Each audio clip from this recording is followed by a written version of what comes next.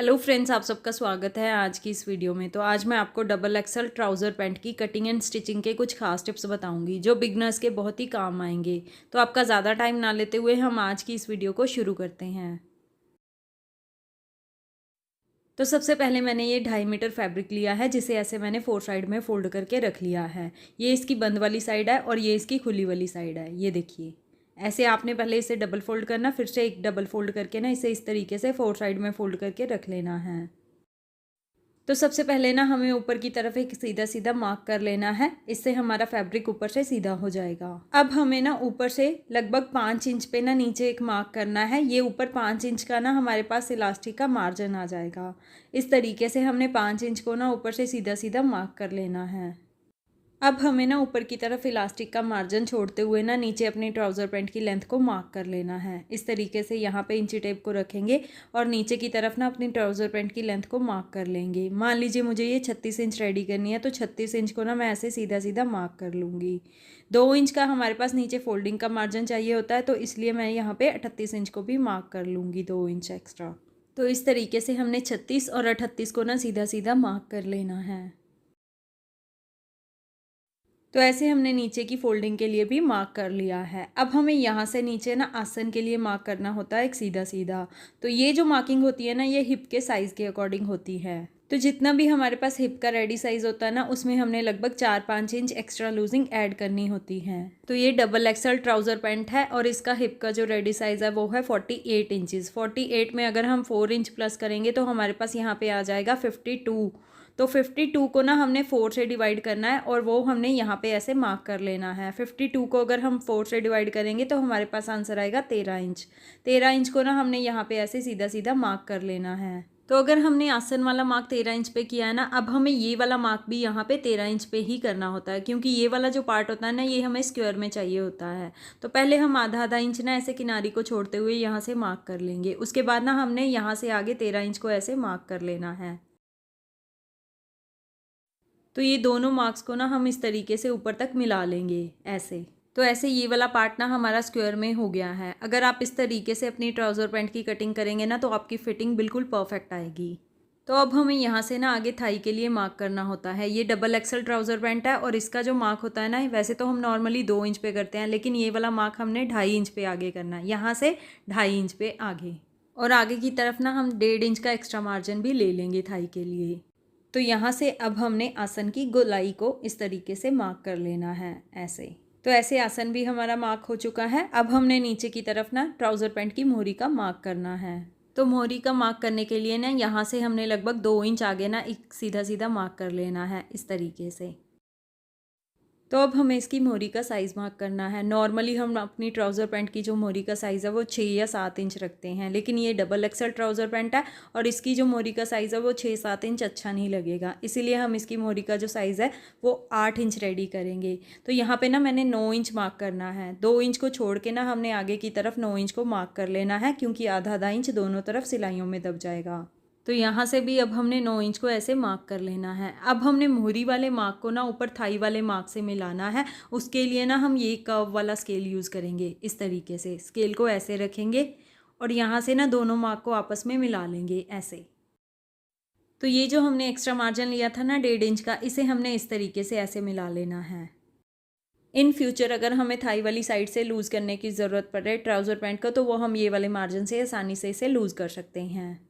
तो अब हम अपने स्केल को ना ऐसे घुमा लेंगे। पहले हमने उस तरफ रखा था ना, अब हमने इस तरफ रखना है और ये दोनों मार्क को ना आपस में मिला लेना है इस तरीके से। इस स्केल से ना पैंट की शेप अच्छी बनती है। तो अब हमने ना ये वाले मार्क को ऊपर वाले मार्क से मिलाना है। उसके लिए हम स्केल की ये वाली साइड को यूज़ करेंगे, ये वाली गोलाई वाली साइड को इस तरीके से रखेंगे और दोनों मार्क को आपस में मिला लेंगे।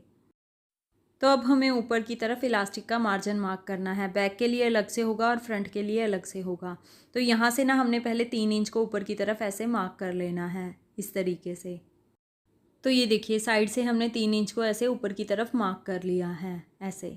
अब हमने ना ये वाले मार्क को इस वाले मार्क से मिलाना है डायगोनल शेप में ऐसे।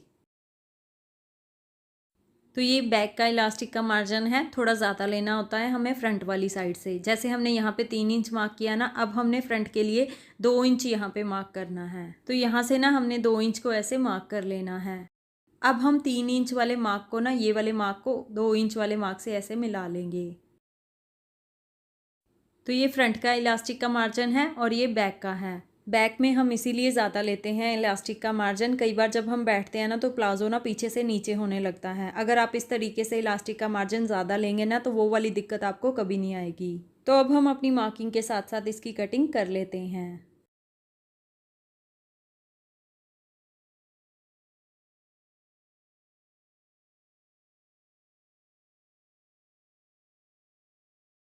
तो ऐसे हमने अपनी ट्राउज़र पैंट की कटिंग कर ली है बिल्कुल मार्किंग के साथ साथ। तो अब हमने ना यहाँ से फ्रंट वाले इलास्टिक के मार्जिन को अलग कर लेना है। तो उसके लिए ना फ्रंट के 2 पार्ट्स को हम उठाएंगे, सिर्फ फ्रंट वाली साइड को, और यहाँ से ना अपनी मार्किंग के साथ साथ इसकी कटिंग कर लेंगे। तो ये हमारी डबल एक्सल ट्राउज़र पैंट की कटिंग हो गई है। अब हम इसकी स्टिचिंग स्टार्ट करते हैं। तो सबसे पहले हम इसके आसन वाली साइड को स्टिच करेंगे। तो ये सिर्फ इसकी फ्रंट साइड ही है, फ्रंट के 2 पार्ट्स दोनों को इस तरीके से रखते हुए ना हमने आसन को स्टिच कर लेना है। आसन को सिर्फ हमने यहीं तक स्टिच करना है, आगे की सिलाई हम बाद में लगाएंगे। तो यहाँ से अब हम अपनी सिलाई को डबल कर लेंगे।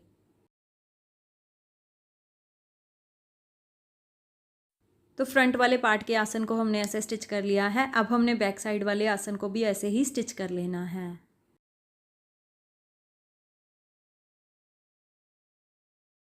तो फ्रंट और बैक के आसन को हमने ऐसे स्टिच कर लिया है। अब हम बैक को ऐसे खोल के रखेंगे सीधा करके, और फ्रंट वाली साइड को ना इसके ऊपर ऐसे उल्टा करके रखेंगे। दोनों को बिल्कुल बराबर रखेंगे साइड से, और यहाँ पे ना हमने साइड वाली सिलाई लगानी है नीचे तक आधे इंच का एक्स्ट्रा मार्जिन लेते हुए यहाँ से।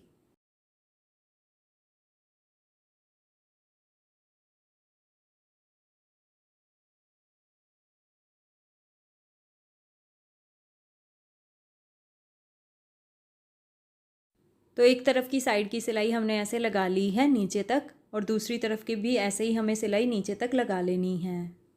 तो दोनों तरफ की साइड की सिलाइयाँ हमने लगा ली हैं। अब हमने ना नीचे से इसकी मोहरी वाली साइड को फोल्ड करना है। तो नीचे हमारे पास 2 इंच का एक्स्ट्रा फोल्डिंग का मार्जिन है। तो पहले हम इसे आधा इंच ऐसे ऊपर की तरफ फोल्ड करेंगे, उसके बाद ना 1.5 इंच इसे ऐसे फोल्ड करते हुए ना यहाँ पे हमने ऐसे किनारे की सिलाई लगा लेनी है।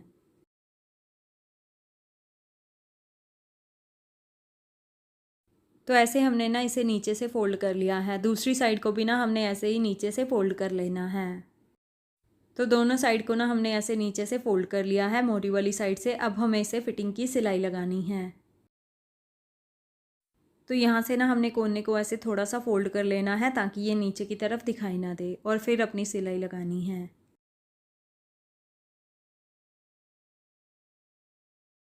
तो एक साइड की फिटिंग की सिलाई हमने ऊपर तक ऐसे लगा ली है। अब हमने दूसरी साइड की ना ऐसे यहीं से सिलाई शुरू करते हुए ना नीचे तक लगा लेनी है।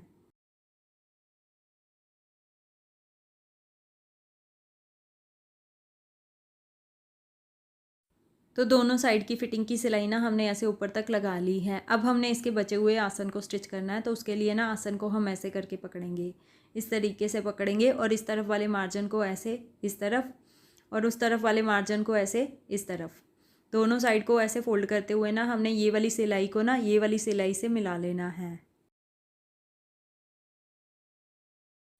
तो ऐसे आसन को भी हमने स्टिच कर लिया है। अब हमने ना सिर्फ इसमें इलास्टिक ही डालना है। तो इलास्टिक डालने से पहले ना हम ऊपर से इसे आधा इंच ऐसे फोल्ड करेंगे, और यहाँ पे एक रफ स्टिच कर लेंगे। तो ये देखिए हमने इसे ऐसे आधा इंच फोल्ड करते हुए ना यहाँ पे एक रफ स्टिच कर ली है। अब हमने इसमें इलास्टिक स्टिच करना है। तो उसके लिए इलास्टिक को मैंने पहले से कट करके रखा है। ये भी आपने हिप के साइज़ के अकॉर्डिंग ही कट करना होता है। हिप का जो भी हमारे पास रेडी साइज़ होता है ना, उससे हमने लगभग 10-12 इंच इलास्टिक कम कट करना है, क्योंकि इसमें 10 इंच का स्ट्रेच आसानी से हो ही जाता है। तो ये मैंने इस तरीके से कट करके रखा है। अब हम इलास्टिक को ऐसे करके पकड़ेंगे और यहाँ पर 2-3 बार सिलाई लगा लेंगे ताकि ये टूटे ना। तो ये देखिए हमने इलास्टिक पे अच्छे से सिलाई लगा ली है। अब हमने इलास्टिक को ना ट्राउज़र पैंट के अंदर रखते हुए स्टिच करना है। इस तरीके से रखेंगे, और ऊपर से ना पैंट को ऐसे फोल्ड करके ना यहाँ पे हमने किनारे की एक सिलाई लगा लेनी है। ये सिलाई आपके इलास्टिक के ऊपर नहीं आनी चाहिए, नहीं तो इलास्टिक स्ट्रेच नहीं करेगा।